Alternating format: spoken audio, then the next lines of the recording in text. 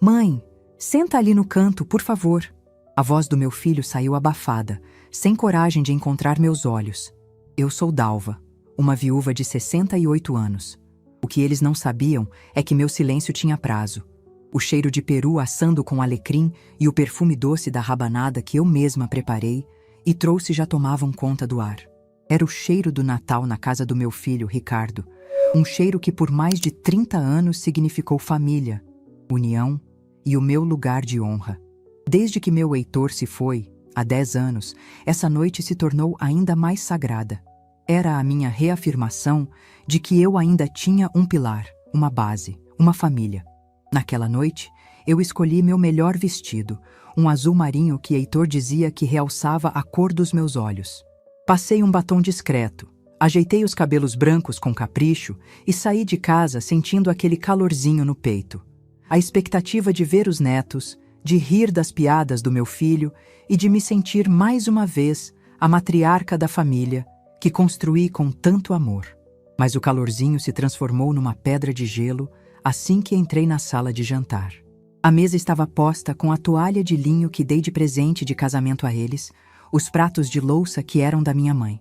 E lá, na cabeceira, no lugar que sempre foi meu, estava sentada Marisa, a mãe da minha nora, Simone. Ela usava um vestido vermelho espalhafatoso, cheio de brilhos, e gesticulava com uma taça de vinho na mão, contando uma história qualquer que fazia meu filho e minha nora sorrirem com uma atenção que eu raramente recebia. Por um instante, achei que era um engano, que Ricardo me pediria para esperar um minuto enquanto ajeitava as coisas. Mas não. Ele se aproximou, pegou o pesado pacote de presentes da minha mão e, com o rosto virado para o lado, soltou a frase que quebrou meu coração em 1000 pedaços. Mãe, senta ali no canto, por favor.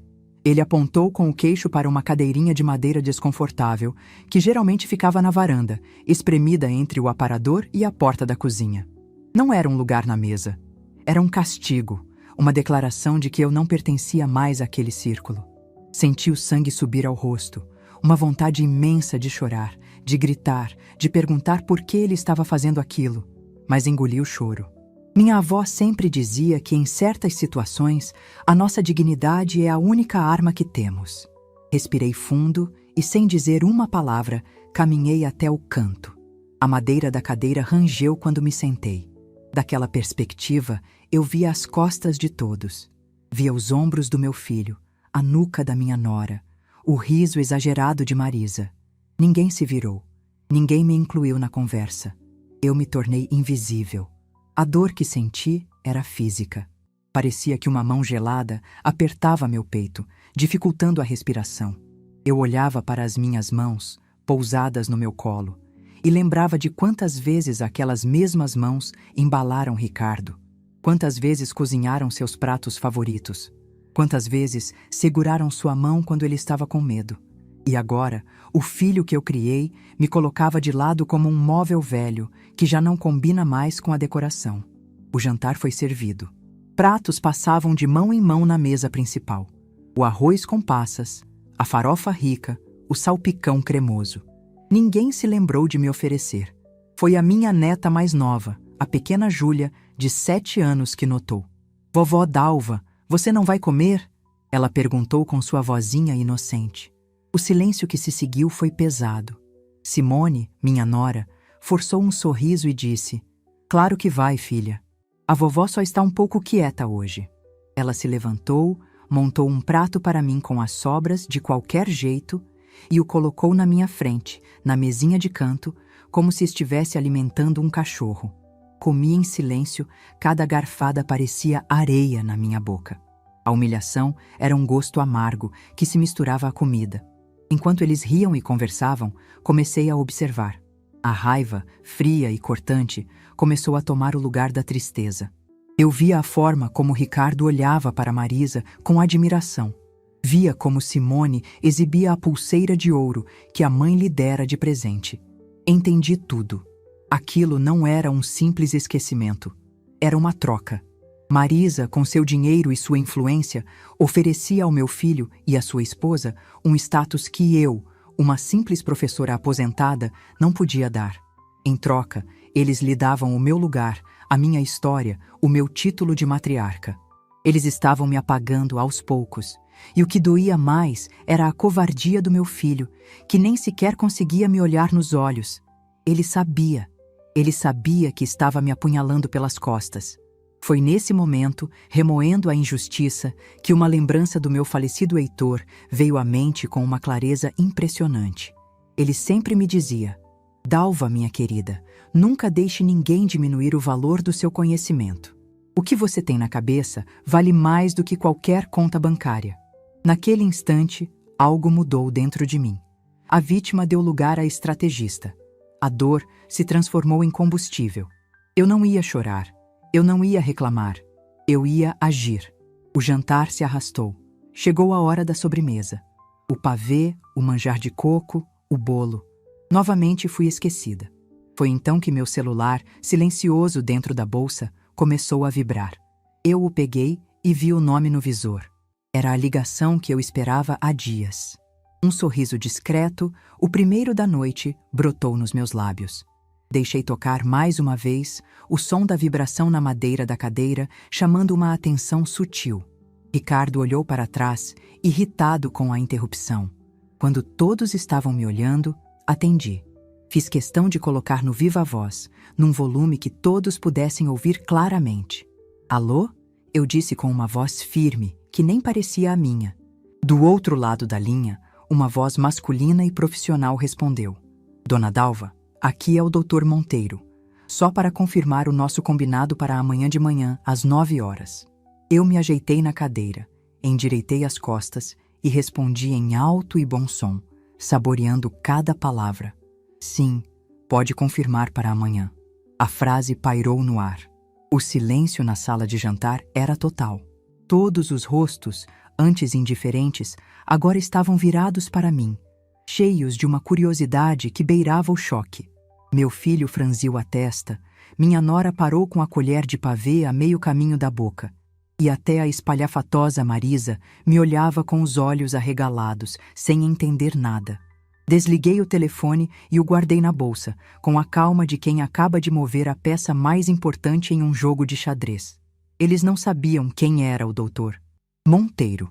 Não faziam ideia do que estava confirmado para o dia seguinte. E essa falta de informação era, naquele momento, a minha maior fonte de poder. Eles me colocaram no canto, mas foi do canto que eu comecei a virar o jogo. A festa de Natal deles tinha acabado de ganhar uma nova e inesperada atração. Eles pensavam que a festa estava acabando, mas para mim ela estava apenas começando. O caminho de volta para casa foi silencioso, mas dentro de mim havia um barulho ensurdecedor. O motorista do táxi, um senhor simpático, tentou puxar conversa sobre o trânsito da noite de Natal, mas eu apenas acenava com a cabeça, incapaz de formular palavras. Minha mente estava a 1000 por hora, repassando a cena humilhante na sala de jantar. A imagem do meu filho me apontando o canto, o sorriso vitorioso de Marisa, a indiferença de Simone. Cada detalhe era um pequeno caco de vidro se cravando na minha memória. Ao chegar ao meu prédio, o porteiro, seu Afonso, me desejou Feliz Natal, com um sorriso genuíno. Foi o primeiro gesto de calor humano que recebi naquela noite, e senti um nó na garganta. Agradeci com a voz um pouco trêmula e subi. Meu apartamento, pequeno e arrumado, me abraçou. O cheiro dos meus livros, o barulho familiar da geladeira antiga, a poltrona gasta onde eu e Heitor passamos tantas noites conversando. Ali, naquele espaço, eu não era um estorvo. Eu era a dona, a rainha. A dor da humilhação ainda estava lá, mas agora ela tinha uma companhia, a clareza. Não tirei o vestido nem me sentei para descansar. Fui direto para o pequeno escritório que Heitor mantinha. As coisas dele continuavam quase intocadas. Eu limpava, organizava, mas nunca tive coragem de me desfazer de seus papéis. Ele era um homem metódico, um engenheiro que acreditava na ordem e na prevenção. Prevenir é melhor que remediar, minha Dalvinha. Ele sempre dizia com aquele jeito carinhoso. Abri a última gaveta do seu pesado armário de mogno. Lá no fundo, sob pilhas de manuais técnicos e notas fiscais amareladas, estava uma pasta de couro azul que eu não abria há anos. O título, escrito com a caligrafia elegante do meu marido, dizia: Nosso futuro. Meu coração acelerou. Com as mãos trêmulas, abri a pasta sobre a escrivaninha. Dentro havia documentos, apólices de seguro de vida que eu já havia resgatado, títulos de previdência e, por último, a escritura de um imóvel. A casa do meu filho. A casa onde eu fui humilhada naquela noite. Eu sabia que Heitor e eu tínhamos comprado aquele terreno e construído a casa com o suor do nosso trabalho. Sabia que a demos a Ricardo como um presente quando ele se casou. O que eu não lembrava, ou talvez nunca tenha me atentado, eram os detalhes do documento. Meus olhos, já cansados, percorreram as cláusulas legais. O ar me faltou por um segundo. A casa não estava no nome de Ricardo. Heitor, em sua infinita sabedoria, e talvez com uma desconfiança que eu nunca tive, havia feito um contrato de usufruto vitalício. A propriedade legal ainda era nossa, minha e dele. Com o seu falecimento, ela se tornou inteiramente minha.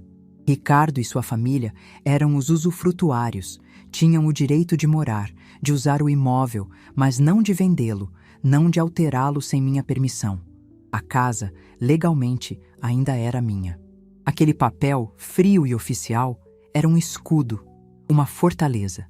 O Dr. Monteiro, um advogado antigo da família e amigo de confiança de Heitor, havia me ligado na semana anterior para tratar de uma reavaliação dos bens para fins de imposto de renda, e foi quando a ficha começou a cair. A conversa de amanhã era para confirmar o valor atualizado do imóvel e revisar os termos daquele contrato. Um valor que, com a especulação imobiliária no bairro, eu sabia ser astronômico. Sentei-me na cadeira de couro de Heitor e as lágrimas que segurei a noite toda finalmente vieram. Mas não eram lágrimas de tristeza. Eram de alívio, de raiva, de uma força que eu não sabia que ainda possuía. Por anos, eles me fizeram sentir pequena. Lembrei-me de quando sugeriram que eu vendesse meu apartamento e fosse morar com eles, num quartinho nos fundos. "Para a senhora não ficar sozinha, mãe", Ricardo disse, com uma falsa preocupação. Hoje eu entendia que a intenção não era cuidar de mim, mas controlar meu patrimônio, juntar tudo sob o teto deles. Lembrei-me das inúmeras vezes que minhas opiniões foram descartadas como coisa de gente antiga. Quando os aconselhei a não fazerem aquele empréstimo para comprar um carro de luxo, Ricardo riu. "A senhora não entende de finanças, mãe." O mundo mudou. Meses depois, ele me pediu dinheiro emprestado para cobrir o rombo no orçamento. E eu, como sempre, ajudei. Eles me viam como um caixa eletrônico sentimental, uma cozinheira de luxo nos fins de semana, uma avó para entreter as crianças quando lhes era conveniente. A Dalva professora, a mulher que administrou a casa por 40 anos, a parceira de um engenheiro brilhante, essa mulher eles haviam enterrado junto com meu marido. A percepção que eles tinham de mim era a de uma velhinha frágil, um pouco senil, vivendo de uma aposentadoria modesta, presa ao passado. A realidade, que eu mesma estava redescobrindo, era bem diferente. Eu não era frágil, eu era resiliente. Sobrevivi à perda do amor da minha vida. Aprendi a lidar com a burocracia, com os bancos, com a manutenção de um apartamento sozinha. Eu não era senil.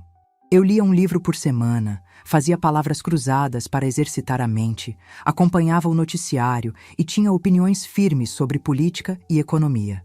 E minha aposentadoria não era tão modesta assim. Heitor havia me deixado bem amparada, com investimentos que eu administrava com a mesma prudência que ele me ensinou.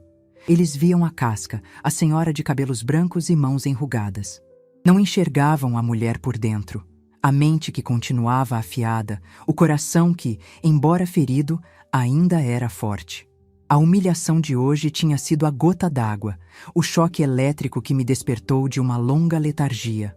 Eu havia permitido que eles me diminuíssem, por amor, por medo da solidão. Mas o amor não pode exigir a anulação de quem somos. Com a escritura na mão, a noite se transformou em planejamento. Eu não seria cruel. Não seria como eles. Não os expulsaria de casa na véspera de Ano Novo. Minha vingança não seria um ato de raiva, mas uma lição de valor. Uma aula de respeito que eu, como professora, sabia que era hora de aplicar. Meu plano começou a tomar forma, claro e límpido como água. O primeiro passo era a reunião com o Dr. Monteiro. Eu precisava de todos os dados, todos os valores, todas as informações legais na ponta da língua. O segundo passo seria usar essa informação não como uma ameaça, mas como uma alavanca para uma mudança.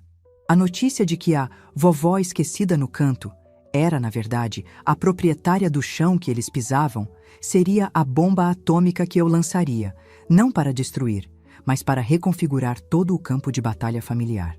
Eles idolatravam Marisa pelo seu poder financeiro? Pois eu lhes mostraria que o verdadeiro poder, muitas vezes, está guardado em silêncio numa pasta de couro azul. Passei o resto da madrugada organizando meus pensamentos e documentos. O sol começou a raiar, pintando o céu de laranja e rosa. Pela primeira vez em muito tempo, eu não me sentia sozinha. Sentia a presença de Heitor ali, orgulhoso, como se sussurrasse no meu ouvido. É isso, minha Dalvinha. Mostre a eles a mulher com quem eu me casei.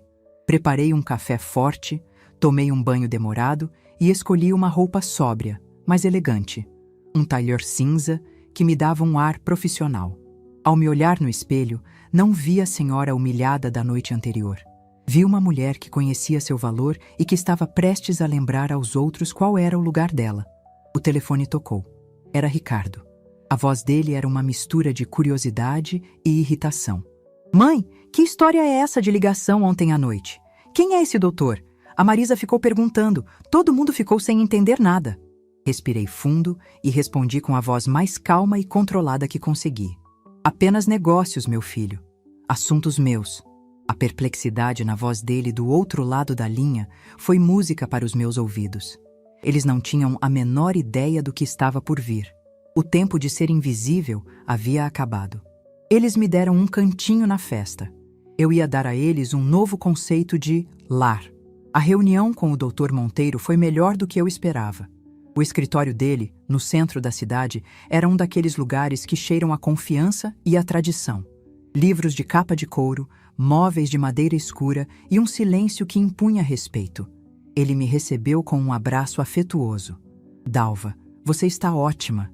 Heitor ficaria orgulhoso de ver a sua força. Aquelas palavras foram um bálsamo. Sentei-me e por quase 2 horas ele me explicou cada detalhe da minha situação legal.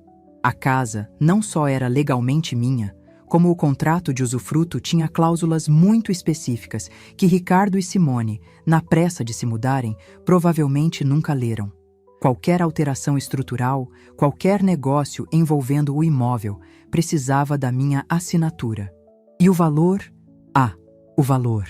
Quando o Dr. Monteiro me mostrou a estimativa de mercado, baseada em vendas recentes na região, minhas mãos suaram.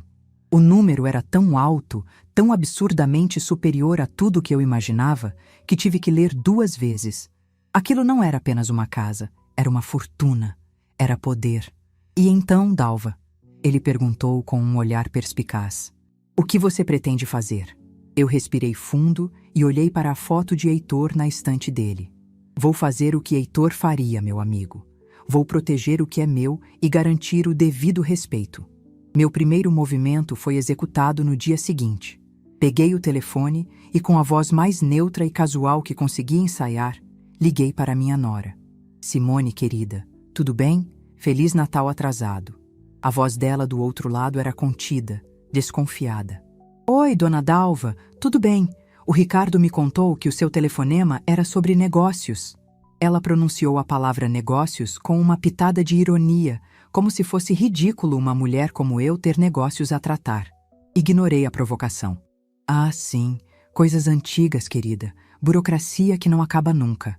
Por falar nisso, preciso de um pequeno favor. Um avaliador de imóveis, um tal de Sr. Arruda, vai precisar dar uma passada rápida aí amanhã. É só para atualizar uns papéis do inventário do Heitor, uma formalidade. Houve um silêncio do outro lado. Eu podia quase ouvir as engrenagens na cabeça dela girando, tentando entender. Inventário? Mas, dona Dalva, isso já não acabou há anos? Pois é o que eu pensava, respondi, com um suspiro ensaiado de cansaço. Mas parece que sempre fica um papelzinho para trás. Enfim, ele não demora. É só dar uma olhada geral na casa. Posso contar com você?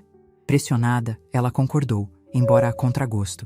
Tudo bem, Tudo bem, vou avisar o Ricardo. Eu sabia que ela não ia apenas avisar. Ela ia fazer um interrogatório. A primeira semente da dúvida estava plantada. A confusão deles foi imediata e exatamente como eu previ. Ricardo me ligou menos de 10 minutos depois. A voz dele era impaciente. Mãe, que história é essa de avaliador? A Simone me falou de inventário. Que inventário? A senhora está bem? Era a preocupação de sempre, a insinuação de que minha mente já não funcionava direito. Mantive a calma. Estou ótima, meu filho. É só um procedimento padrão. O Dr. Monteiro que me orientou a fazer isso.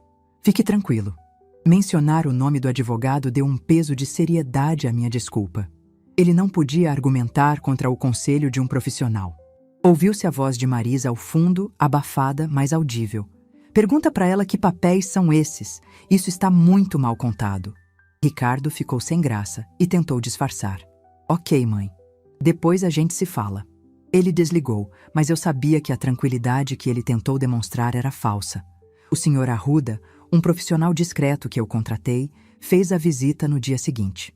Segundo ele me relatou por telefone, foi recebido com uma frieza polar. Simone o seguiu por cada cômodo, de braços cruzados, enquanto Ricardo fazia perguntas capciosas, tentando arrancar alguma informação. Mas essa avaliação é para quê exatamente? É para o banco? É para algum imposto novo? O avaliador, instruído por mim, foi vago e profissional, apenas cumprindo uma solicitação da proprietária. A palavra proprietária deve ter soado como um sino de alerta nos ouvidos deles. Com o relatório detalhado do senhor Arruda em mãos, confirmando o valor estratosférico do imóvel, era hora de intensificar a pressão. Esperei passar uma semana.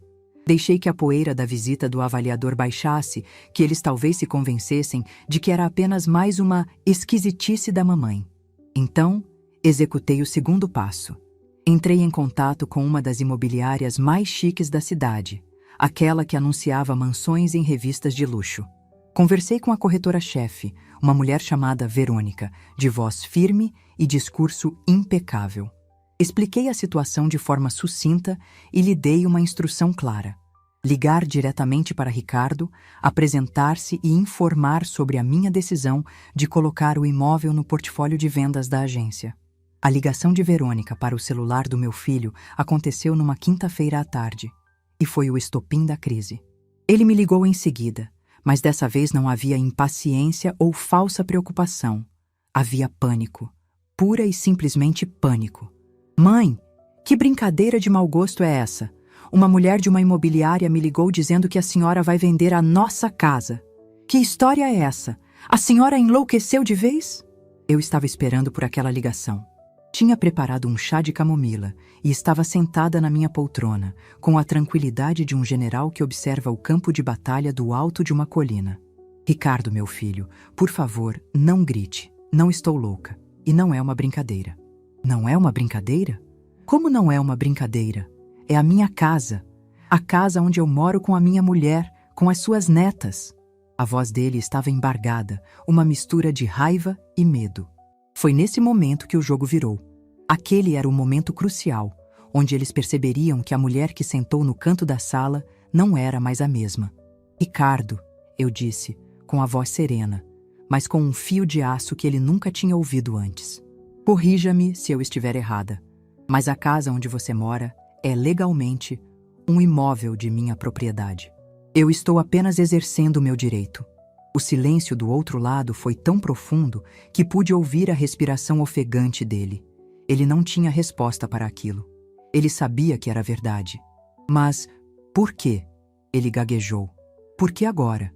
Porque eu decidi que preciso pensar um pouco mais em mim, no meu futuro, respondi, sem dar mais detalhes. A ausência de uma explicação emocional era a minha maior arma. 15 minutos depois, a campainha do meu apartamento tocou com insistência. Eram eles, Ricardo, Simone e, para minha surpresa, Marisa. Os três entraram como um furacão, os rostos transtornados. Marisa tomou a frente, como sempre. Dalva, vamos acabar com essa palhaçada. O que você quer? Dinheiro? É isso? Quanto você quer para parar com essa loucura de vender a casa dos meninos? Ela falava comigo como se eu fosse uma chantagista, uma Zé Ninguém. Simone choramingava ao lado. Dona Dalva, Pense nas suas netas. Onde nós vamos morar? Ricardo andava de um lado para o outro, passando as mãos no cabelo. Eu me mantive sentada, calma. Servi uma xícara de chá para mim e os observei. Deixei que eles esgotassem seu drama, seu pânico. Então, olhei diretamente para o meu filho. Ricardo, sente-se. Vocês três, sentem-se. Minha voz saiu tão firme que eles obedeceram por instinto. Era a voz da professora que eu fui por 30 anos. A voz que silenciava uma sala de aula cheia de adolescentes. Quando se sentaram, desconfortáveis, no meu sofá, eu finalmente falei. Isso não é uma loucura. É uma decisão de negócios. Estou reorganizando minha vida. Ricardo explodiu. Reorganizando a vida? Destruindo a minha, você quer dizer? Depois de tudo que eu fiz pela senhora. Aquela foi a faísca. Tudo o que você fez por mim? Perguntei, levantando uma sobrancelha.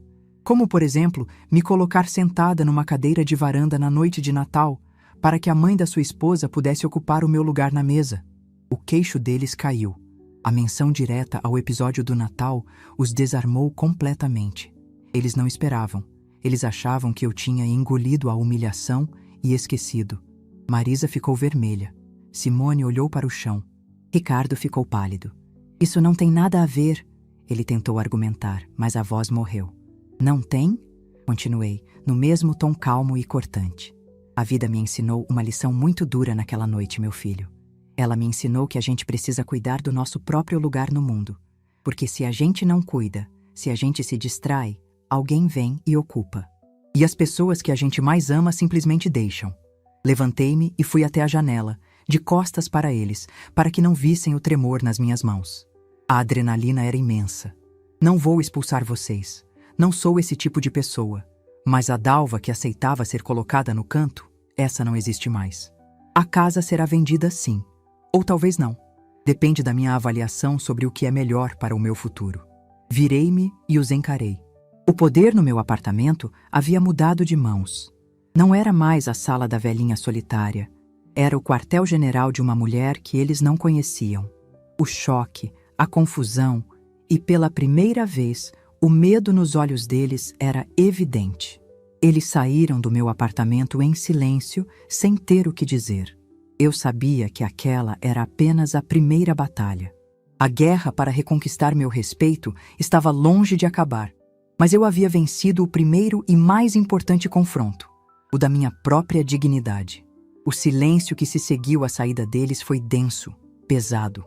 Eu sabia que não era o fim, era apenas o intervalo entre os rounds. Eles não iriam simplesmente aceitar a derrota. Eles iriam se reagrupar, traçar uma nova estratégia e voltar a atacar. Eu podia imaginá-los perfeitamente, sentados na sala de jantar da minha casa, a mesa farta agora sendo o palco de um conselho de guerra. Marisa, com sua mente pragmática e fria, estaria ditando as ordens, furiosa por ter seu poderio financeiro desafiado por uma velha gagá. Simone estaria chorando, não por remorso, mas por medo de perder o conforto, o status. E Ricardo, meu filho, estaria no meio do fogo cruzado, dividido entre a vergonha recém-descoberta e a lealdade comprada pela esposa e pela sogra.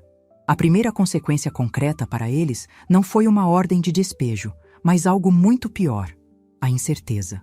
A terra firme sob seus pés tinha se transformado em areia movediça, e era eu, a mulher que eles puseram no canto, quem controlava o desmoronamento. As tentativas de reverter a situação não demoraram, e vieram exatamente como eu previ. A primeira a agir foi Marisa. Ela me ligou no dia seguinte, a voz melosa, completamente diferente da mulher arrogante que esteve no meu apartamento. Dalvinha, querida, pensei muito na nossa conversa. Acho que ficamos todos de cabeça quente. O Natal mexe com as emoções, não é mesmo? Eu permaneci em silêncio, deixando que ela se enredasse na própria teia. Olha, para acabar com esse mal-entendido e garantir a paz da família, eu quero te fazer uma proposta. Uma proposta de mulher para mulher. Eu compro a casa, te dou 700 mil reais, à vista. Você fica com um bom dinheiro para fazer suas viagens, seus projetos e deixa os meninos em paz. O que me diz? Eu quase ri. 700 mil. Era uma quantia considerável, mas, de acordo com a avaliação do senhor, Arruda não chegava a ser nem um terço do valor real do imóvel. Ela estava me testando, me tratando como uma ignorante, desesperada por qualquer trocado. Marisa, respondi com uma calma que a desestabilizou. Agradeço a sua generosidade, mas acho que seus cálculos estão um pouco defasados. A avaliação que tenho em mãos fala em algo mais próximo de 2,5 milhões de reais. Mas de qualquer forma, o imóvel não está à venda para você. Eu podia ouvir a respiração dela engasgando do outro lado. 2,5 milhões? Que absurdo! Que avaliação é essa? Ela gaguejou. A avaliação de um profissional, Marisa. Algo que talvez você devesse usar mais vezes. E desliguei o telefone, deixando-a atordoada com a informação. O segundo a tentar foi Ricardo. Ele apareceu na minha porta no fim da tarde, sozinho. O rosto dele estava abatido, os olhos fundos. Ele não veio com raiva, mas com a arma mais perigosa que um filho pode usar contra uma mãe: a chantagem emocional. Ele falou sobre o pai, sobre como o Heitor amava aquela casa, sobre as memórias que eles construíram ali. Pai construiu essa casa para mim, mãe, para a família dele. Não, Ricardo, corrigi suavemente. Seu pai construiu esta casa para nossa família. E ele a manteve em meu nome por um motivo. Um motivo que só agora, depois de 10 anos, eu começo a entender de verdade. Ele baixou a cabeça, mas não desistiu. A senhora vai mesmo jogar seu único filho na rua? Vai deixar suas netas sem um teto? Tudo isso por causa de um mal-entendido no Natal? Por causa de um lugar na mesa? Aquele era o ponto. O ponto em que eu precisava revelar não apenas a minha força, mas a extensão dela. Era hora de quebrar o espelho que refletia a imagem que eles criaram de mim e mostrar quem eu realmente era. Ricardo, olhe para mim, pedi, e ele levantou os olhos, marejados de lágrimas de crocodilo. Você acha mesmo que isso é sobre um lugar na mesa? Aquilo foi apenas o sintoma, meu filho. O estopim. A doença é muito mais profunda. É sobre respeito. É sobre valor. É sobre vocês terem olhado para mim por anos e enxergado apenas um fardo, uma velhinha que podiam manobrar e usar como quisessem. Fui até a escrivaninha de Heitor e peguei a pasta azul. Coloquei-a sobre a mesa de centro entre nós dois. Você acha que eu decidi vender a casa por impulso? Por birra? Ricardo, eu não sou uma criança. Sou uma mulher que, além de ser sua mãe, administrou as finanças desta família ao lado do seu pai por 40 anos. Abri a pasta e tirei o relatório de avaliação. Coloquei-o na frente dele. Aqui, leia. 2,650 mil reais. Esse é o valor do chão que você pisa e que chama de seu. Os olhos dele se arregalaram, percorrendo o documento, vendo o carimbo, a assinatura do avaliador. O queixo dele tremeu. E isso, continuei, tirando outros papéis, extratos de fundos de investimento, apólices, é o resto, o que seu pai me deixou, o que eu administrei e fiz render nesses 10 anos em que vocês achavam que eu vivia de uma aposentadoria de professora. O choque no rosto dele foi a minha vitória. Não era uma vitória alegre, mas era necessária. Era a demolição de uma mentira. Eu não preciso do dinheiro desta casa para viver, Ricardo. Graças a Deus e à inteligência do seu pai, eu tenho mais do que o suficiente para viver o resto da minha vida com um conforto que você nem imagina. Vender a casa não é um ato de desespero, é uma escolha. É o capital que eu decidi usar para criar algo novo. Uma fundação com o nome do seu pai para dar bolsas de estudo a jovens engenheiros. Uma viagem de volta ao mundo para conhecer todos os lugares que eu e ele sonhamos em visitar. Projetos. Um futuro. O meu futuro. Um futuro que não depende da aprovação de vocês. O silêncio que se instalou era pesado, cheio de palavras não ditas, de anos de engano. A imagem da mãe frágil, dependente, que vivia de memórias, se desfez em pó diante dos olhos dele. No lugar dela, surgiu uma mulher poderosa, independente, com um patrimônio e, mais importante, com um plano. Vocês se curvaram ao dinheiro da Marisa, eu disse, com a voz firme, mas sem raiva.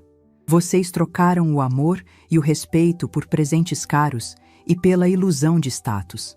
Pois bem, agora vocês vão ter que lidar com a realidade de que a matriarca desta família, a verdadeira dona do poder, sempre fui eu. Vocês é que estavam cegos demais para ver. Ricardo não conseguiu dizer uma palavra. Ele apenas olhava para os papéis, depois para mim, como se me visse pela primeira vez. A vergonha em seu rosto era palpável. A humilhação que ele me fez sentir no Natal era agora um espelho refletido nele. Ele se levantou, cambaleando, e saiu sem se despedir. Eu sabia que ele estava voltando para a casa, para contar a Simone e Marisa a terrível notícia. A velhinha que eles subestimaram era, na verdade, a rainha do tabuleiro. A dinâmica de poder não estava apenas mudando, ela tinha sido invertida de forma brutal e definitiva. Naquela noite, eles voltaram, os três. Não entraram como um furacão, mas como cordeirinhos. Marisa não me olhava nos olhos. Simone tinha o rosto inchado de chorar. Ricardo parecia 10 anos mais velho. Foi ele quem falou, com a voz baixa, derrotada. Mãe, o que a senhora quer? A pergunta não era mais uma exigência, era uma súplica. Eu estava no controle total. Olhei para cada um deles longamente. A resposta que eu daria a seguir não definiria apenas o meu futuro, mas o futuro de toda a minha família. O que eu quero? Repeti calmamente. Eu quero respeito. Quero meu lugar de volta. Não apenas na mesa, mas na vida de vocês. E, de agora em diante, as regras do jogo serão as minhas. A nova realidade começou a se desenhar não com gritos ou discussões, mas com o som da caneta do Dr. Monteiro riscando o papel. Na semana seguinte, a nossa última e decisiva conversa, nos reunimos todos em seu escritório. Eu, de um lado da mesa de Mogno, calma e segura. Do outro, Ricardo, Simone e Marisa, em um silêncio respeitoso que beirava a reverência. Ali, estabeleci minhas condições, que o Dr. Monteiro redigiu em um novo adendo ao contrato de usufruto. Não eram pedidos, eram termos. A casa continuaria sendo o lar deles, mas a propriedade e as decisões finais sobre ela seriam inquestionavelmente minhas. Qualquer reforma, qualquer transação, qualquer mudança significativa passaria pela minha aprovação por escrito. Além disso, uma cláusula simbólica, mas para mim, a mais importante. Estabelecemos um almoço de domingo a cada 15 dias na casa, com a minha presença obrigatória na cabeceira da mesa. Não era um convite, era uma cláusula contratual. Eles assinaram sem hesitar. Naquele momento, eu não estava apenas reavendo uma casa, estava reconstruindo uma família sobre novas fundações, as do respeito. A lição para eles foi dura, mas transformadora. O primeiro sinal de que haviam entendido veio de quem eu menos esperava. Marisa. 2 dias após a reunião, o porteiro me ligou avisando que uma orquídea raríssima havia sido entregue para mim. No cartão, com sua letra rebuscada, estava escrito: Dalva, admito que a subestimei. Você é uma mulher de fibra. Com meu respeito, Marisa. Não era um pedido de desculpas, não era o estilo dela, mas era um armistício, um reconhecimento de poder. Foi o máximo que ela conseguiu, e eu aceitei. A mudança em Ricardo e Simone foi mais profunda. Eles me procuraram alguns dias depois, sem avisar. Bateram na porta do meu apartamento e, quando abri, os dois tinham os olhos vermelhos. Ricardo segurava um buquê de lírios, minhas flores preferidas. Mãe, ele começou, a voz embargada. Eu não tenho palavras para dizer o quanto eu sinto muito. Eu fui cego, fui fraco. Deixei que o dinheiro e a influência falassem mais alto que o amor e o respeito que eu devo à senhora. Eu falhei como filho, e a vergonha que eu sinto, principalmente por aquela noite de Natal, é algo que vou carregar para sempre. A senhora me perdoa? Simone, ao lado dele, chorava em silêncio. Dona Dalva, eu fui tão injusta. Eu tive inveja da sua relação com o Ricardo, da sua história. Em vez de aprender com a senhora, eu tentei te apagar. Me perdoa, por favor. As lágrimas deles, desta vez, eram genuínas. E pela primeira vez em muito tempo, meu coração de mãe se abriu. Eu os abracei, um de cada lado. O perdão é uma construção, eu disse suavemente. E nós começamos a construí-lo agora. O impacto positivo dessa transformação se espalhou como ondas em um lago. Nosso primeiro almoço de domingo sob as novas regras foi um marco. Cheguei e encontrei a mesa posta, com o meu lugar de honra na cabeceira, impecavelmente arrumado. Marisa também estava lá, mais contida. e fez questão de me cumprimentar com um aceno de cabeça respeitoso. Durante a refeição, Ricardo fazia questão de me incluir em todas as conversas, pedindo minha opinião sobre política, sobre os estudos das netas. Simone preparou meu prato favorito, moqueca de camarão, e fez questão de me servir primeiro. Mas a mudança mais bonita foi nas minhas netas. Vendo a reverência com que seus pais e a outra avó me tratavam, elas passaram a me ver com outros olhos. Júlia, a mais nova, sentou-se no meu colo depois do almoço e pediu: "Vovó Dalva, conta de novo a história de quando a senhora viajou de trem com o vovô Heitor?" Elas não me viam mais como a vovó boazinha e quieta, mas como uma figura de força, uma contadora de histórias, a matriarca da família. Naquele dia, a comida tinha mais sabor, as risadas eram mais verdadeiras, e o amor, que parecia perdido, circulava novamente entre nós, agora purificado pelo respeito. Na solidão do meu apartamento, com a noite caindo, eu me permiti refletir sobre toda essa jornada. Peguei o porta-retratos com a foto do meu casamento, eu e Heitor, tão jovens, cheios de sonhos. A dor da humilhação que senti no Natal parecia ter acontecido em outra vida. Foi uma dor necessária, o fogo que me forjou de novo. Percebi que por 10 anos eu vivi um luto que não era só pela perda do meu marido, mas pela perda de mim mesma. Eu tinha me tornado a viúva de Heitor, a mãe de Ricardo, a vovó Dalva. A mulher Dalva, com seus próprios desejos, sua inteligência e sua força, tinha sido soterrada sob esses papéis. Aquele ato de crueldade do meu filho, por mais doloroso que tenha sido, foi o que me devolveu a mim mesma. Heitor não me deixou apenas bens materiais. Ele me deixou o maior dos tesouros, a certeza do meu próprio valor. Ele sempre acreditou na minha força, mesmo quando eu duvidava. E ao lutar pelo meu lugar na mesa, eu estava, na verdade, honrando a memória dele e a mulher que ele amou. Com a paz restabelecida, era hora de olhar para o futuro. Anunciei minha decisão final em um dos nossos almoços de domingo. "Eu não vou vender a casa", disse, e vi o alívio profundo nos olhos de Ricardo e Simone. "Ela é o lar de vocês, o legado do seu pai, mas ela é também a minha segurança, o símbolo do meu lugar nesta família. Ela fica sob as nossas novas regras." Então, abri minha pasta sobre a mesa, mas desta vez não continha contratos, e sim sonhos.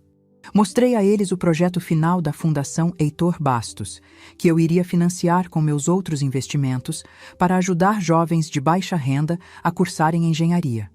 Os olhos do meu filho se encheram de orgulho. Em seguida, tirei de dentro de um envelope uma passagem de avião. "E este", anunciei com um sorriso, "é o começo do meu outro projeto." Era uma passagem só de ida para Lisboa, o primeiro de 12 destinos que eu planejava visitar no próximo ano. Eles ficaram em choque, mas um choque feliz. Não havia mais medo de me perder, mas alegria pela minha liberdade. Meu futuro não era mais uma cadeira de balanço na varanda, mas o mundo inteiro. Meu legado não seria apenas uma casa, mas o exemplo de que nunca é tarde para se reinventar, para exigir respeito e para finalmente ocupar o nosso verdadeiro lugar, não apenas na mesa, mas no mundo.